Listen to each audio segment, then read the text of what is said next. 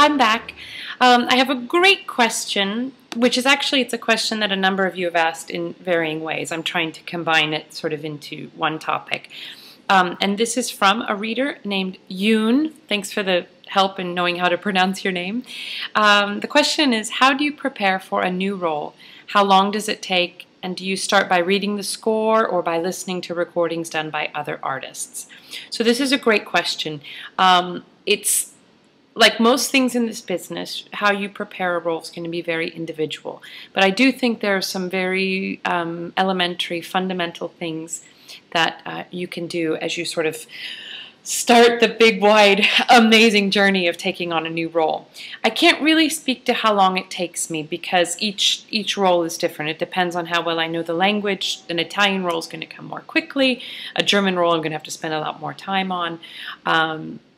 In Handel, for example, there's not so much text work except the recitatives, but there's a lot of time spent on preparing the notes, getting the notes technically set in my throat, writing ornaments, variations. So the type of preparation for differing roles makes a difference. But in general, the first thing I will do is I will highlight the text. And it's so exciting because it feels like it's the first stages of giving birth to a new role.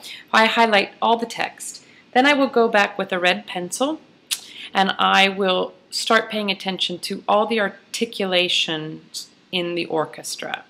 I make all the dynamic markings. I make sure that my eye will go to them, so I have a little red mark around them. All the crescendos, all the staccati, all the phrase markings. If there's a triplet, I'll sort of highlight the triplet so that as I'm learning it, I'm learning the articulation as well. That's something I found to be really helpful. I'll also, as I'm going along, take a real good look at the orchestral part. Usually it's in the piano reduction of the score. But I'll try and pay attention that, like, let's say you have an echo in the orchestra. So I'll make sure that I need to set it up in a certain way so that the orchestra can imitate it. Or let's say I am echoing the orchestra. I like to identify all those little plays between the orchestra. This is extremely important in accompanied recitatives, like say in Mozart. You really, really, really, really want to be inside what's happening with the orchestra because Mozart gives you so much information about what's happening inside the character through the orchestration. Translation. This will come in at a very, very early stage. It's one of the first things you have to do, probably even before I do the articulation. Translating every word. Luckily, I don't have to do that quite as much as I used to, but I need to know everything I'm saying and I need to know everything that's being said around me, even when I'm not on stage, because sometimes there's information about your character that will be delivered while you're not on stage, but that can give you a lot of information about role preparation and who you are. For example, I happen to have dun ba dum bum bim bum bum. Let me see if I can show you. I mean, this just gives you an idea of what my score might look like. You know, I have where are we here? Some phrase markings, super pianissimo there. I do these little sort of firework marks above certain words that I really, really want to emphasize. So you go, du bist das, weiß niemand das ahnt keiner. And here there's a great, where is it? Orchestra change right there. So I want to crescendo through that, really highlight the harmonic shift under there. What else do I have under there? You know, all the accelerando. I'm sort of, God, this is hard to point out on the screen. Sorry, my apologies. Let's see. Here. Yes. I want to really, this is hard to do. I really want to make sure that my ear tunes into bum, bin, da, dee, da. I really want to hear that as I'm on stage, so I think it's cellos or something at that point. That's hard to coordinate on there. So I go through and I make sure that my eye is drawn to all those little juicy morsels that are happening in the orchestra because it changes, especially in Strauss. It changes the intonation that you have because you can sing a note square in the center of the pitch, and if the harmony shifts under you, somehow the tuning of that note is going to switch as well. So that's why it's really, really, really important to know what's happening in the orchestra. So I'll do a lot of score work, and I'll sit down and I'll start playing the part. Like I said, piano skills are really valuable if you can work them up. I like to play through it and just sort of see how it sounds. I will start singing through it. I'll make sure that my rhythms are straight. I'll make sure that I've sorted out, you know, open vowels, closed vowels, double consonants, and start slowly layering those things on top of each other.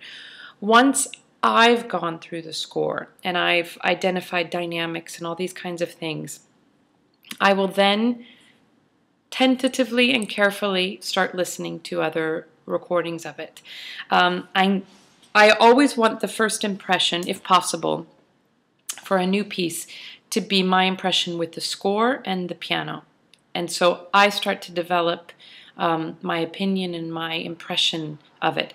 I'm always afraid if I start right away with the recordings that all the musical instincts will be somebody else's and not mine. And I have found that I can imitate very well.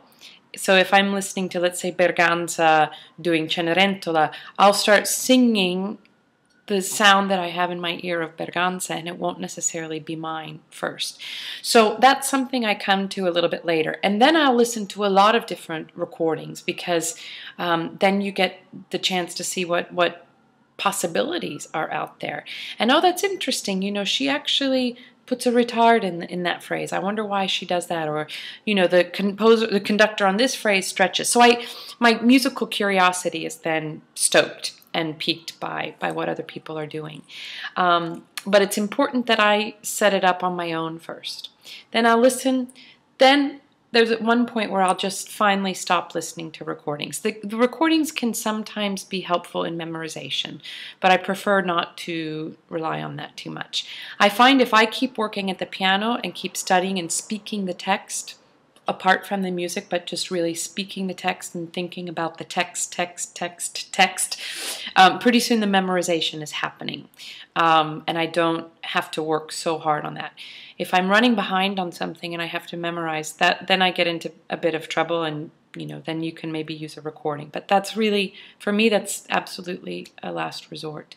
I will also be taping myself along the way as I'm working through the part vocally.